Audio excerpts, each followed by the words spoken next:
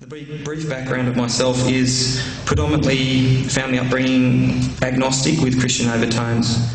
Agnostic in the sense that God was indirectly referred to, but really seen as being too far or too distant or unknowable to you or in your life. And really the Christian overtones were simply coming from school education with scripture lessons or family gatherings at weddings or funerals in churches. This is when I started to work at a school at Greystones. It was an intensive English centre for students first coming into the country, refugees. And it was their exposure to Australia and the Australian education system. And I found these Muslim students to be very different from the limited exposure at that point in time that I'd had to other students teaching them. They were polite, they were well-mannered, eager to learn. They didn't see school as an imposition, they were keen. The older boys, particularly the older Afghani boys, they seemed to take a bit of an interest in me and were asking me lots of questions about, what did I believe? Was I a Christian, a non-believer, this, that, always questioning me.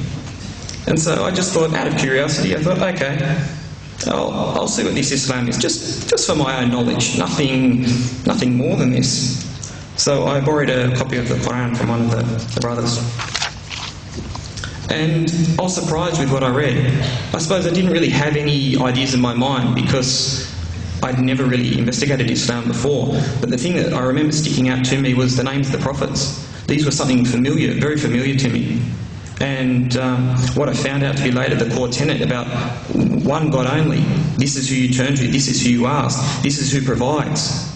This was very rational, very sensible, very accessible for me. And so I thought, well, I don't know, maybe I'd taken a bit of a bait or something. I guess I wanted to find out more. Still just curious, but my curiosity was growing. So I contacted I got a number of this Afghani man who was told to be knowledgeable and ask him, his English is good, have a talk with him.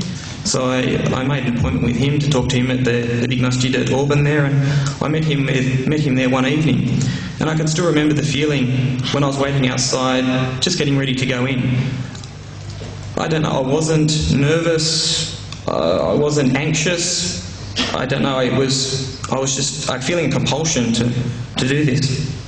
And he sat with me a long time that afternoon and evening, answering my questions, explaining concepts in Islam to me, many different things. And I'm very grateful to this brother for all this information and assistance he gave me, because I was able to meet with him a number of times after that.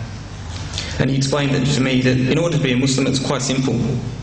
Just to say the Shahada, La ilaha illallah Muhammadan Rasulullah. And he said to me that this is the beginning. It's the start, it's not the end. There is more, but it's as simple as this. So I said to him, yes, I'm ready for this. Something clicked. It was simple, it was straightforward for me. And I can still remember the afternoon when I met him at his house, and we were going off to this Saturday evening class that he had at the Blacktown Masjid with some Afghani brothers there, and he just sat me down and said, you sure this is what you want to do? You understand everything here? So that he wanted to make sure that I was under no misapprehensions whatsoever. I said to him, yeah, I'm sure. And a funny thing happened on the way. He was going to pick up another elder of the community. And I had hardly time to walk through the door of this elder's house when I was rained with these sweets and chocolates, and he's kissing me and grabbing me and hugging me, and I had no idea who this old man was. And it sort of scared me initially, and I really didn't have the nerve to ask probably until about 2 or 3 years later, what was this? What was it that hit me, these lollies and the hugs and the kisses and whatnot? And I got told, no, don't worry, this is just something from our Afghan culture. They're very, very happy and pleased that you've done something big and great. But at the time, I couldn't understand what he was saying. It was a big shock. And when we got to the masjid, once again, it was all very simple, very straightforward. Recite the Shahada publicly in front of Muslims. This is it, you're a Muslim.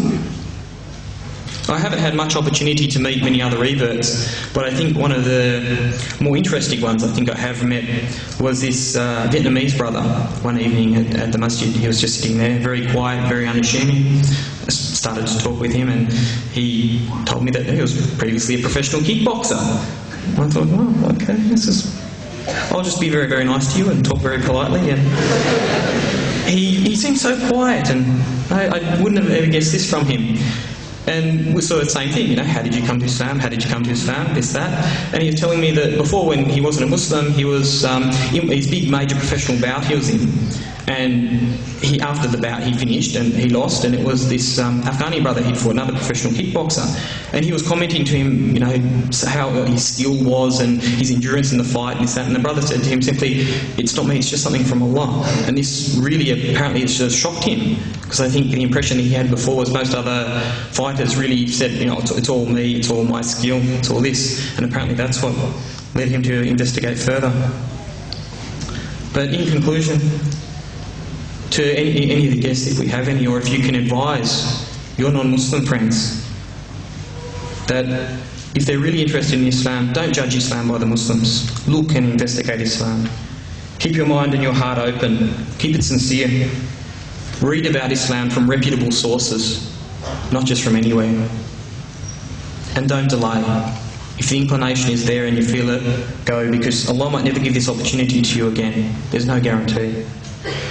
And also, when they embrace Islam, be there for them, or direct them on to people who can give them a community that they can link on to and be comfortable with, who they can ask questions to, socialise with, do all these sort of things so they feel comfortable, because they're developing a new Islamic identity and their iman is slowly growing.